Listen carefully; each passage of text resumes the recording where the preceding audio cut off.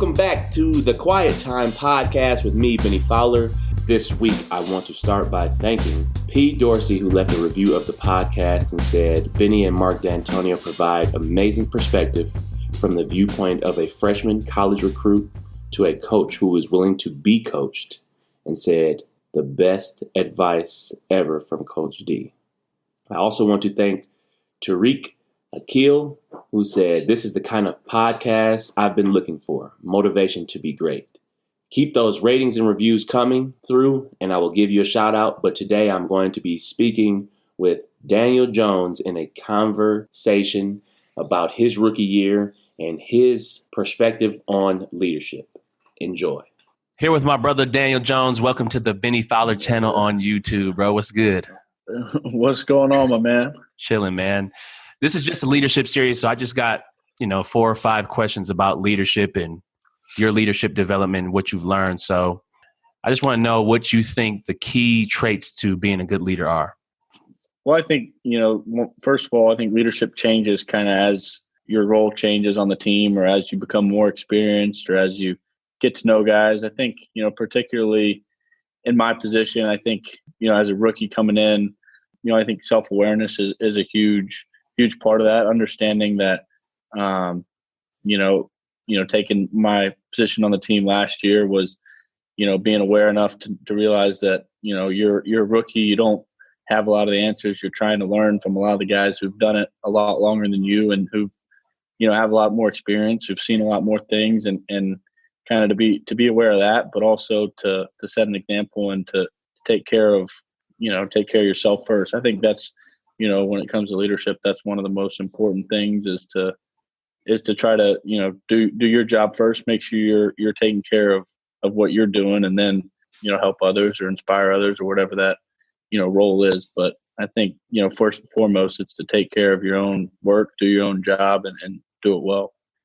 Did you get that from your parents? Because I saw that you had that kind of right away. Every time I would come in on an off day or a Monday, I mean, your cars was one of the first cars that's in the parking lot. You pretty much park in one of those 3 spots, like right when I walk into or drive into the facility. So did you just learn that from your parents or was that something that you learned from Eli? Where did you learn that from?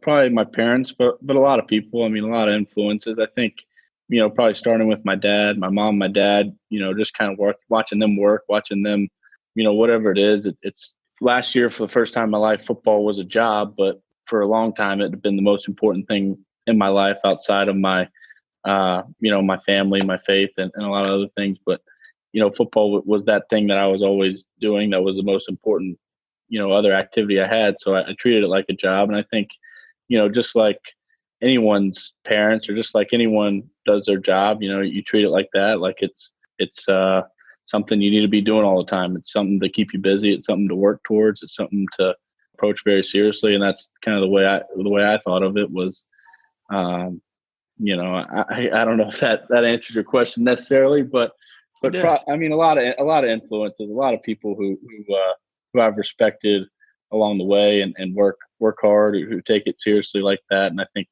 that's inspired me and I try to do that as best I can. Yeah, I see you taking on the leadership role. Like you kind of took it on naturally to me, even when you got your first start. You took myself and Russell Shepard out to dinner and we had dinner, and that showed me your leadership growth or that you were taking this very seriously. Tell me why you wanted to do that or what made you think about that. And then we actually kind of continued that tradition throughout the rest of the season. But, I think it's important for people to understand that, leadership is more about relationships. So tell me, what your thought process was with that. Yeah, I think you said it, relationships. You and Shep were 2 of the guys I got to know the best, early on and guys I felt like I built good relationships with early on, but also, 2 guys who'd been around the league for a while, who'd seen a lot, who kind of understood the way it all works, who understood, the way that you practice, the way you prepare, the way you communicate and kind of how a team, works from that standpoint. So obviously that was, interesting to me and just trying to learn from people like you, from people like Shep and all the older guys really. But I saw it as an opportunity to build relationships with people who I thought were really good dudes, people who, I wanted to be around, but also people I could really learn from. Appreciate that, man. Yeah, man. What's the number one leadership quality that you took from Eli? I know there's a lot. I don't know. I think, you've been around him. Right. Yeah.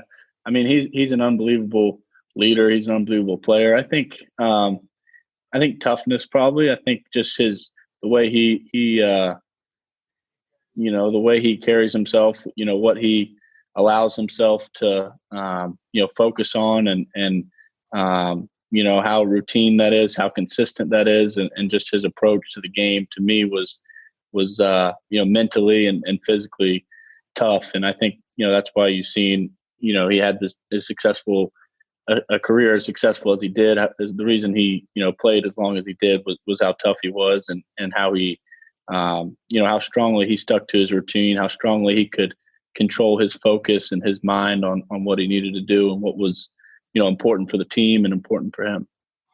And he's also one of the best storytellers I've ever been around. He's definitely, he's really good at building relationships with guys and getting guys to, like you said, telling stories. I mean, he's hilarious. I think, not everyone realizes that, but he's a fun guy to be around. I don't think people understand the power of those relationships, but the power of those stories, though, when Eli tells a story, it makes you makes you connect with him, but also you want to do anything to like help the team, like you said, regardless of what situation you're in, because he's such a personable guy. You don't want to let him down in any way. Right. I think that's huge. Those moments, in the cafeteria or in the locker room or in between meetings, I think, you build a lot of important relationships in those times and just being around the building, being around guys, I think is important. And Eli is, was always really good at that, I felt like.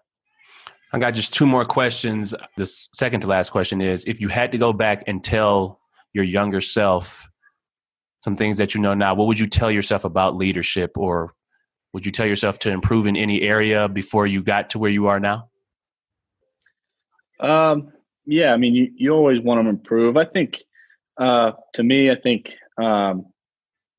there was one thing I told myself, particularly, in high school or even through the draft, thinking about last year, I think, people have an idea of leadership where it's always, it's always vocal, it's always kind of in your face or rah-rah. And that's kind of what's necessary to be a good leader, especially a quarterback. And at some points in time, I think that works. I think, for some people that works, but for me, that wasn't necessarily the way I felt most comfortable leading, or I think that people responded to best for me. And I think at times people will tell you, try to push you in that direction. And I think just having the confidence and the way that I felt like I needed to lead most naturally and could connect with guys most naturally, and kind of doing that.